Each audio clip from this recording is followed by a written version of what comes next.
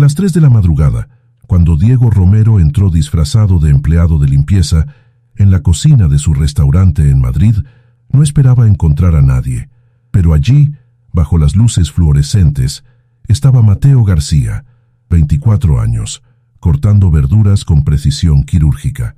No estaba preparando para el servicio, estaba poniendo porciones en recipientes baratos. Diego permaneció en la sombra observando. Luego vio al muchacho revisar su teléfono roto y susurrar algo que le rompió el corazón. Lo que el multimillonario descubrió esa noche le haría entender por qué su chef más brillante había rechazado una beca completa para Le Cordon Bleu de París, y escondido detrás de la puerta, aprendió una lección sobre el sacrificio que ninguna escuela de negocios podría haberle enseñado jamás. Diego Romero había construido un imperio de la restauración valorado en 2.000 millones de euros. Su cadena Sabor de España contaba con 32 restaurantes por toda Europa, 3 estrellas Michelin acumuladas y una reputación impecable. Nacido en una familia pobre de Vallecas, había comenzado como friegaplatos a los 14 años y había escalado cada peldaño con determinación feroz.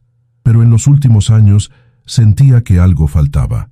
Los números eran excelentes, los beneficios crecían. Sin embargo, al caminar por sus restaurantes durante las visitas oficiales, percibía un vacío. El alma había desaparecido. Sus gerentes le decían que todo iba perfectamente, pero Diego no les creía. Había aprendido que los números cuentan solo la mitad de la historia. Así que tomó una decisión que enfureció a su consejo de administración. Trabajaría encubierto en sus restaurantes, disfrazado de empleado de limpieza, para ver qué ocurría realmente cuando nadie miraba. Sin cámaras, sin publicidad, solo él y la verdad desnuda.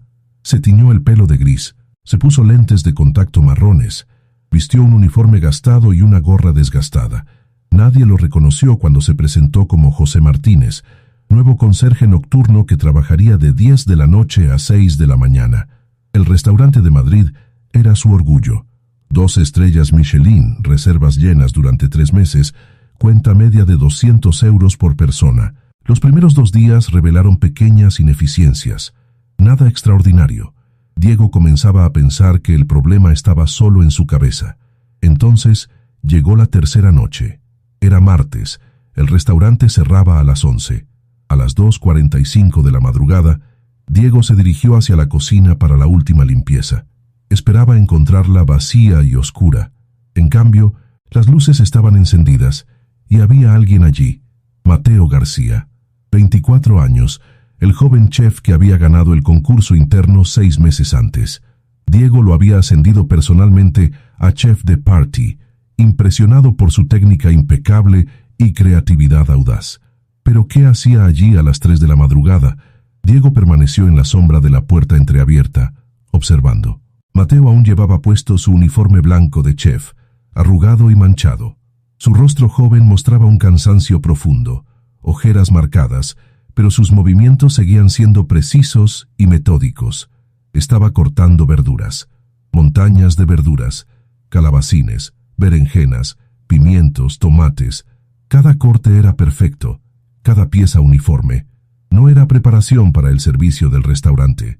Diego lo comprendió inmediatamente, porque Mateo ponía las verduras en recipientes de plástico baratos, de los que se compran en el supermercado. Luego el muchacho tomó una olla grande y comenzó a cocinar. Sofrió ajo y cebolla en aceite de oliva, añadió las verduras, tomate en lata, albahaca fresca traída de casa. El aroma llenó la cocina. Era un pisto manchego, pero con algo especial. Diego, que había comido pisto en cada rincón de España, podía sentir por el aroma que este era diferente. Mientras el pisto se cocinaba, Mateo sacó su smartphone.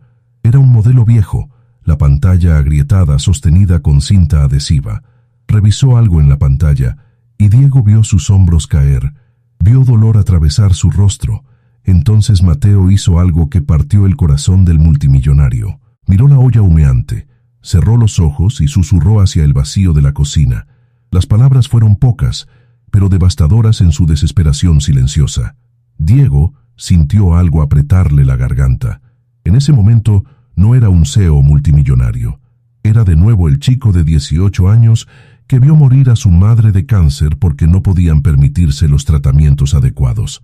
Mateo abrió los ojos, se secó rápidamente la cara con el dorso de la mano y volvió a cocinar con determinación renovada. Preparó docenas de porciones, las puso en los recipientes, las dejó enfriar. Luego tomó una mochila gastada y comenzó a empacar todo con cuidado. Eran las 4:30 cuando Mateo terminó. Limpió meticulosamente cada superficie, se aseguró de que no hubiera rastros de su cocina nocturna. Antes de salir por la puerta trasera, se detuvo un momento y miró la cocina inmaculada. Las lágrimas corrían silenciosamente por su rostro. Lágrimas de agotamiento, de desesperación, pero también de determinación feroz. Luego se secó, enderezó los hombros, tomó la mochila llena de comida y salió a la noche fría de Madrid. Diego permaneció inmóvil durante 5 minutos. Luego llamó a su chofer personal y le ordenó seguir discretamente a Mateo. Necesitaba saber dónde iba con toda esa comida a las 5 de la madrugada. Lo que descubrió una hora después lo hizo llorar por primera vez desde que su madre había muerto. Mateo no estaba robando. Estaba llevando comida al comedor social de Vallecas, el barrio más pobre de Madrid, donde era voluntario cada mañana de 5 a 7 antes de volver a casa, dormir 3 horas y presentarse al restaurante para el turno de almuerzo. Pero no era todo. El chofer había seguido a Mateo también después del comedor social. Lo había visto tomar 3 autobuses para llegar a un pequeño apartamento ruinoso en la periferia, donde vivía con alguien que necesitaba cuidados constantes. Diego pidió más información. Lo que descubrió lo dejó devastado. La madre de Mateo, Carmen García, 52 años, tenía cáncer de páncreas en estadio avanzado. Los tratamientos eran costosos. El seguro público cubría solo una parte. Mateo trabajaba 16 horas al día en el restaurante, luego otras 3 en el comedor social. Dormía 3 horas por noche. Hacía todo esto desde hacía 9 meses. Al día siguiente, Diego pidió a su oficina de recursos humanos el expediente completo de Mateo. Lo que leyó lo hizo sentirse físicamente enfermo. Mateo había sido el mejor estudiante de su clase en la escuela de hostelería. Había ganado una beca completa para Le Cordon Bleu de París. Debería haber partido 2 años antes. En cambio, había rechazado sin dar explicaciones y había comenzado a trabajar como commis de cuisine en el restaurante de Diego. La madre se había enfermado exactamente en ese período. Mateo había elegido quedarse, trabajar, sacrificar su futuro brillante para cuidar de ella. No había dicho nada a nadie, simplemente había hecho lo que debía hacer. Diego Romero se sentó en su Mercedes a las 6 de la mañana y lloró, porque acababa de ver algo que había olvidado que existía: sacrificio puro, amor incondicional y una bondad de alma que ninguna cantidad de dinero podía comprar. Y en ese momento tomó una decisión que cambiaría no solo la vida de Mateo, sino su propia alma. Diego no durmió esa noche. Volvió a su ático de lujo con vista al Palacio Real, pero no podía quitarse de la mente la imagen de Mateo, el muchacho cortando verduras a las 3 de la madrugada, que susurraba esperanzas hacia una madre enferma, que transportaba comida para los pobres antes de comenzar otra jornada agotadora. Al amanecer, llamó a su directora de recursos humanos, una de las pocas personas en las que confiaba. Le pidió investigar discretamente la situación de Mateo. Quería saberlo todo, cada detalle, pero debía hacerse con sensibilidad absoluta. El muchacho no debía saber que estaba siendo investigado. El informe llegó después de 48 horas e hizo enfurecer a Diego, no contra Mateo, sino contra sí mismo, contra un sistema que había permitido que esta situación existiera bajo sus narices sin que él viera nada. Mateo García había nacido en Madrid de madre soltera. El padre los había abandonado cuando el niño tenía 3 años. Carmen había criado a su hijo sola, trabajando como costurera en una fábrica textil durante 12 horas al día. A pesar de la pobreza, había invertido todo en la educación de Mateo. El chico era brillante. A los 12 años cocinaba para su madre, mezclando platos tradicionales españoles con técnica moderna. A los 14, trabajaba los fines de semana en un restaurante local para ayudar con los gastos. Ganó becas para la escuela de hostelería. Se graduó con las máximas calificaciones, obtuvo la beca parisina. Era el sueño, la salida de la pobreza, la oportunidad por la que su madre había sacrificado todo. Entonces, 2 meses antes de la partida a París, Carmen colapsó en el trabajo. El diagnóstico fue brutal: cáncer de páncreas, estadio 3, curable pero costoso, muy costoso. Mateo no dudó ni un segundo. Rechazó la beca sin dar explicaciones verdaderas. Mintió a su madre diciendo que había decidido que París no era para él. Carmen no le creyó, pero estaba demasiado débil para luchar. Con el salario del restaurante, Mateo podía pagar los tratamientos básicos, pero no lo suficiente para los medicamentos experimentales que podrían marcar la diferencia. No lo suficiente para reducir las horas y estar cerca de ella. Así que hacía lo que podía. Durante 9 meses había vivido así.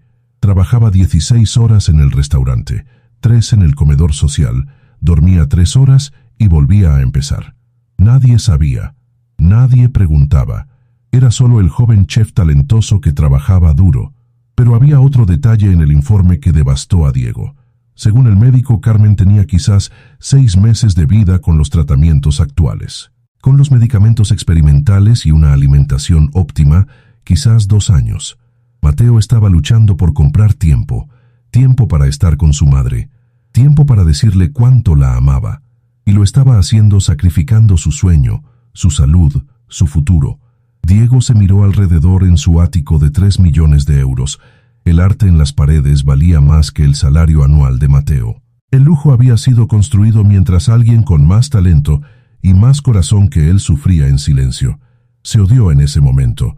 No porque era rico, sino porque se había vuelto tan distante que ya no veía a las personas detrás de los números.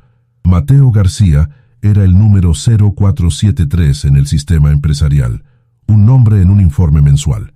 Pero era un hijo que amaba a su madre más que a su propia vida. Diego tomó una decisión. No simplemente daría dinero a Mateo. Eso sería fácil, vacío, casi insultante. Haría algo más profundo. Algo que cambiaría la filosofía misma de su empresa. Diego se presentó en el restaurante de Madrid el viernes siguiente a las 3 de la tarde, durante la pausa entre el almuerzo y la cena.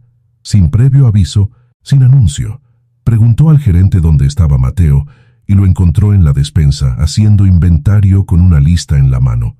El muchacho se volvió sorprendido de ver al CEO.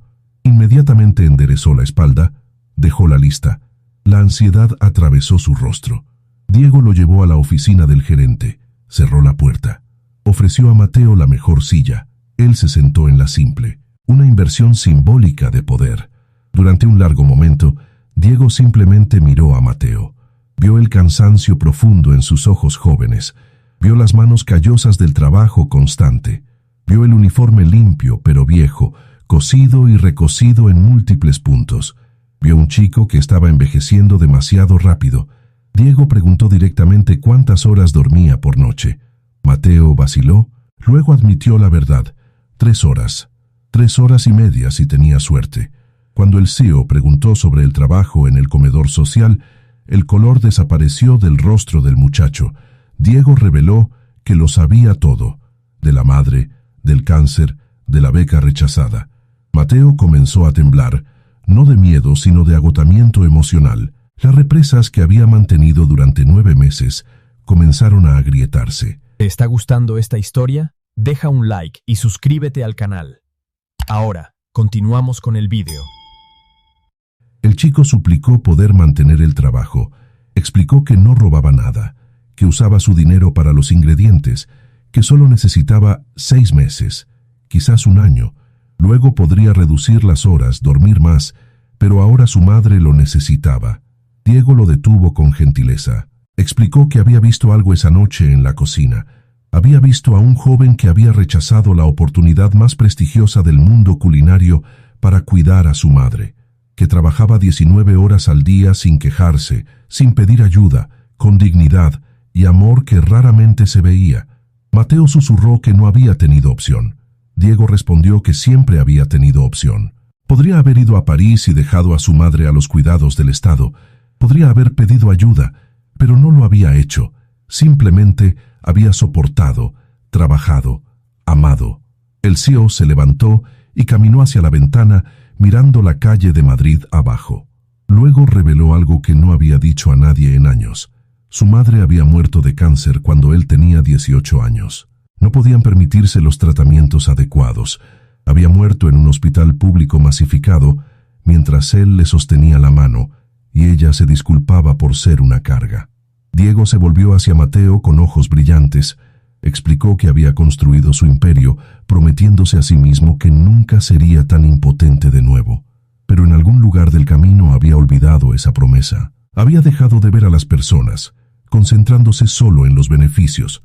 Entonces, esa noche, había visto a Mateo, y había visto a sí mismo 30 años antes, y se había odiado por haber dejado que el sufrimiento ocurriera bajo sus narices. Diego delineó el plan. La empresa pagaría todos los gastos médicos de Carmen, todo, los medicamentos experimentales, los médicos especializados, los tratamientos privados.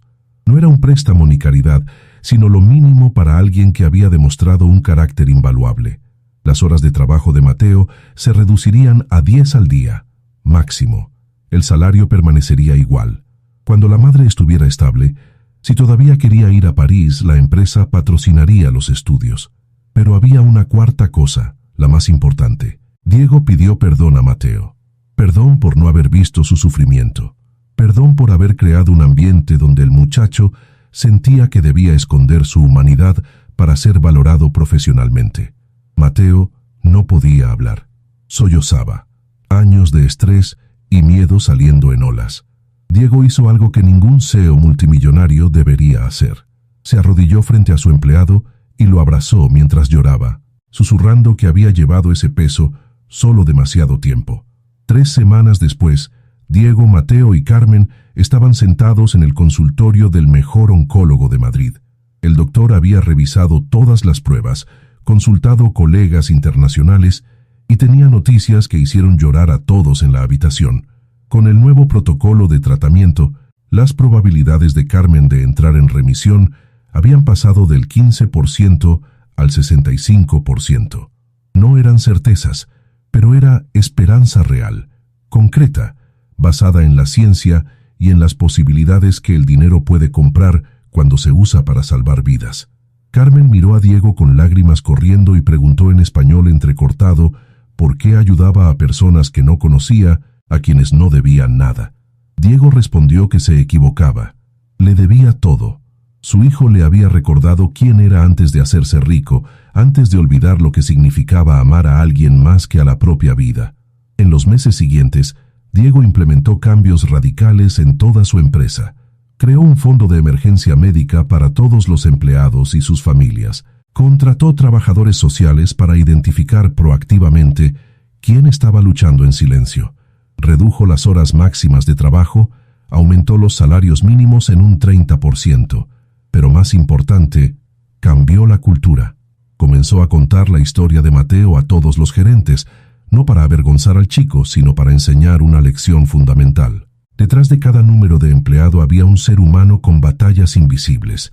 Su trabajo como líderes no era solo maximizar los beneficios, sino ver y apoyar a esas personas. Algunos inversores se quejaron. Diego los despidió y compró sus acciones, convirtiendo la compañía de pública a privada.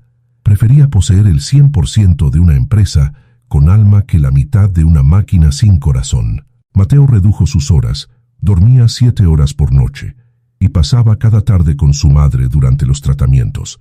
La veía responder a la quimioterapia, recuperar color, sonreír hablando de ver a su hijo convertirse en un gran chef. Y lentamente, algo hermoso sucedió. Mateo comenzó a enseñar a otros jóvenes chefs, compartiendo no solo técnica, sino filosofía. Cocinar no era solo un trabajo, explicaba, era un acto de amor. Cada plato nutría no solo el cuerpo, sino potencialmente el alma. El enfoque se extendió. Los restaurantes de sabor de España cambiaron, no solo en la comida, que se volvió aún más excelente, sino en la atmósfera. Los clientes lo sentían. Las reseñas mencionaban no solo la calidad, sino el corazón que se sentía en cada bocado. Un año después de aquella noche en que Diego había visto a Mateo cortar verduras, organizó un evento especial. Cerró el restaurante de Madrid para una velada privada e invitó a todos los empleados. No solo los gerentes, sino todos, desde los friegaplatos hasta los sommeliers. Cuando estuvieron reunidos, Diego subió a un pequeño escenario improvisado. Junto a él estaban Mateo y Carmen, que ahora estaba en remisión parcial, más fuerte de lo que había estado en 2 años. Diego contó la historia, la noche en que había visto a Mateo, el descubrimiento de su situación, la vergüenza que había sentido por no haber creado un ambiente donde las personas se sintieran seguras para pedir ayuda. Explicó que Mateo le había enseñado algo que ninguna escuela de negocios enseña. El valor verdadero de una empresa no se mide en los beneficios o en las estrellas Michelin, sino en cómo trata a las personas cuando son vulnerables. Diego anunció que Mateo era ascendido a chef ejecutivo, pero había más. Sacó un sobre con un cheque por 100.000 euros y una carta, no para Mateo, sino para un nuevo programa que el muchacho dirigiría. Se llamaría La Cocina del Corazón. Cada mes identificarían una familia en dificultad en el barrio, y Mateo con su equipo cocinaría para ellos. Comida real, nutritiva, hecha con amor. No caridad condescendiente, sino respeto y apoyo de una comunidad a otra. La sala estalló en aplausos. Pero Diego no había terminado. Se dirigió a Carmen y tomó su mano. Explicó que las madres tienen un lenguaje universal. Ambos habían perdido tiempo precioso con sus madres debido a la pobreza. Él no podía recuperar a su madre, pero podía asegurar que Carmen tuviera todo el tiempo posible con su hijo. Anunció la creación de la Fundación María Romero, nombre de su madre. Su único propósito sería ayudar a las familias de los empleados con gastos médicos catastróficos, porque nadie debería tener que elegir entre sus sueños y la vida de las personas amadas. 150 personas en esa sala lloraron, cada una tocada por la historia, cada una viendo su propia humanidad reflejada en la vulnerabilidad compartida. Esa noche no sirvieron comida costosa ni vinos raros. Mateo y su equipo prepararon el plato que había hecho aquella noche. Pisto manchego, simple pero perfecto. Cada persona en la sala comió del mismo plato. Sío y friegaplatos lado a lado. Diego finalmente comprendió qué había faltado en su empresa. No era excelencia técnica o eficiencia, era conexión humana auténtica, ver a las personas, valorar sus historias, crear espacio donde pudieran traer todo su ser al trabajo. 3 años después de aquella noche transformadora, Diego estaba sentado en su oficina mirando los informes financieros. Los números eran sorprendentes. A pesar de los aumentos salariales y los programas sociales, la empresa era más rentable que nunca. Los empleados felices y valorados trabajaban mejor. El ausentismo había caído en picado. La rotación del personal era prácticamente cero. La calidad de la comida había aumentado, porque los chefs cocinaban con pasión genuina. Pero sobre todo los clientes lo sentían. Sentían la diferencia entre comida hecha con técnica y comida hecha con corazón. Las reservas estaban llenas durante meses. Sabor de España se había vuelto legendaria no por las estrellas Michelin, sino por la autenticidad absoluta.